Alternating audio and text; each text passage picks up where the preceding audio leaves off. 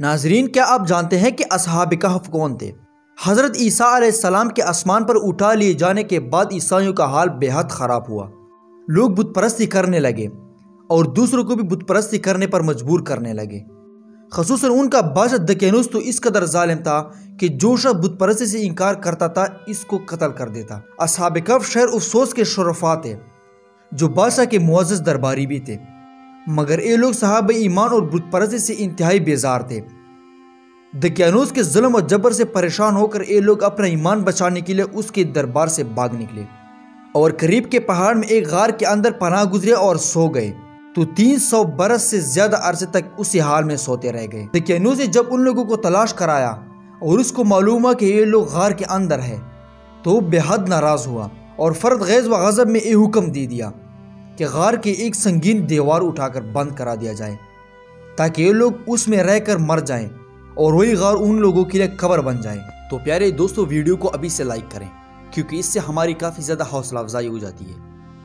مگر دقیانوس نے جس شخص کے ذمے ایک کام لگایا تھا وہ بہت ہی نیک اور صاحب ایمان آدمی تھا۔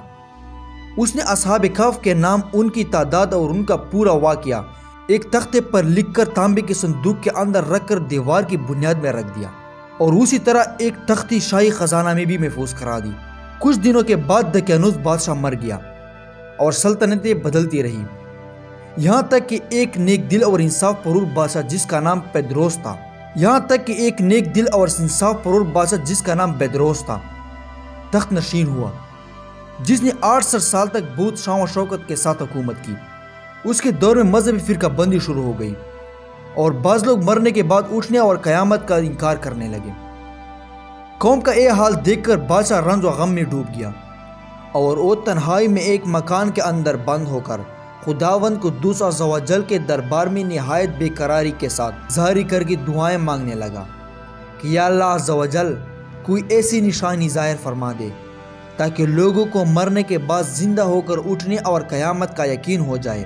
بادشاہ کی یہ دعا قبول ہو گئی اور اچانک بکریوں کے ایک چرواہے نے اپنے بکریوں کو ٹھہرانے کے لیے اس غار کو منتخب کیا اور دیوار کو گرا دیا۔ دیوار گرتی ہی لوگوں پر ایسی ہیبت اور دہشت سوار ہو گئی کہ دیوار گرانے والے لرزہ براندم ہو کر وہاں سے بھاگ گئے اور اصحاب کہف بحکم الہی اپنی نیند سے بیدار ہو گئے، اٹھ کر ایک دوسرے سے سلام کلام میں مشغول ہو گئے اور نماز بھی ادا کر۔ جب ان لوگوں کو بھوک لگی تو ان لوگوں نے اپنے ایک ساتھی یملیخا سے کہا کہ تم بازار جا کر کچھ کھانا لاؤ اور نہایت خاموشی سے یہ بھی معلوم کرو کہ دقیانوس ہم لوگوں کے بارے میں کیا ارادہ رکھتا ہے۔ یملیخا غار سے نکل کر بازار گئے اور دیکھ کر حیران رہ گئے کہ شہر میں ہر طرف اسلام کا چارچا اور لوگ اعلانیہ حضرت عیسیٰ علیہ السلام کا کلمہ پڑھ رہے ہیں۔ یملیخا یہ منظر دیکھ کر حیران ہو گئے کہ الہی، یہ کیا معاجرہ ہے؟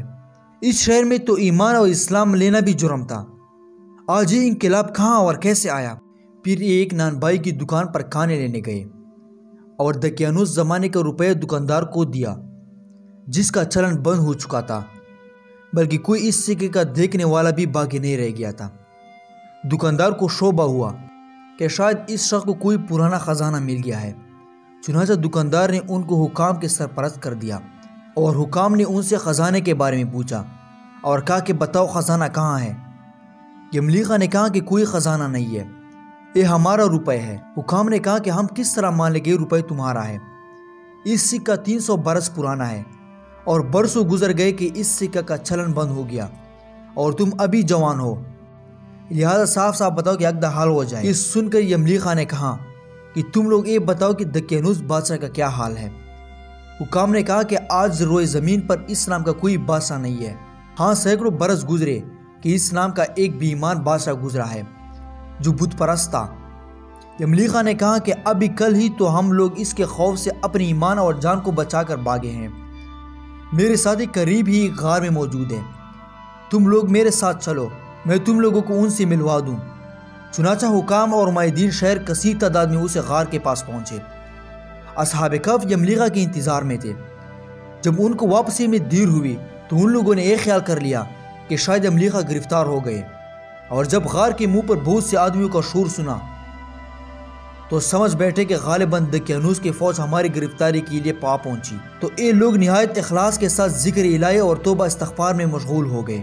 حکام نے غار پر پہنچ کر تانبے کا صندوق برآمد کیا اور اس کے اندر سے تختی نکال کر پڑھا تو اس تختی پر اصحاب کہف کا نام لکھا تھا، اور یہ بھی تحریر تھا کہ یہ مومنوں کی جماعت اپنے دین کی حفاظت کے لیے دقیانوس بادشاہ کے خوف سے اس غار میں پناہ گاہ ہیں۔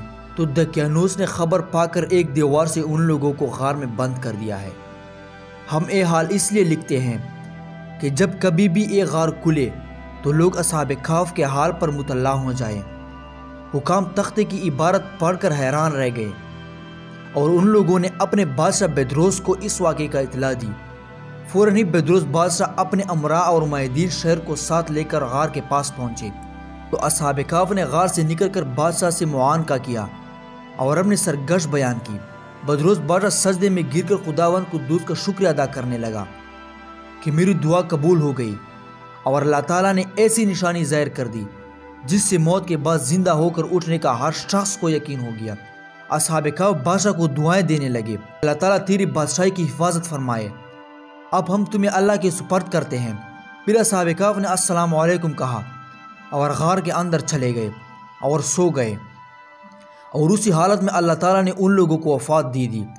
بادشاہ بیدروس نے سال کی لکڑی کا صندوق بنوا کر اصحاب کہف کی مقدس لاشوں کو اس میں رکھوا دیا، اور اللہ تعالیٰ نے اصحاب کہف کا ایک ایسا روب لوگوں کے دلوں میں پیدا کر دیا کہ کسی کی یہ مجال نہیں کہ غار کی منہ تک جا سکے۔ اس طرح اصحاب کہف کی لاشوں کی حفاظت اللہ تعالیٰ نے سامان کر دیا۔ پھر بیدروس بادشاہ نے غار کے منہ پر ایک مسجد بنوا دی اور سالانہ ایک دن مقرر کر دیا کہ تمام شہر والے اس دن عید کی طرح زیارت کے لیے آیا کریں۔ تو دوستو، امید کرتا ہوں کہ آپ کو آج کی ہماری ویڈیو اچھی لگی ہوگی۔ اگر ویڈیو اچھی لگی تو ویڈیو کو لائک کریں اینڈ چینل کو ضرور سبسکرائب کریں، اور اس طرح مزید اچھی ویڈیوز دیکھنے کے لیے بیل آئیکن کو ضرور پریس کریں۔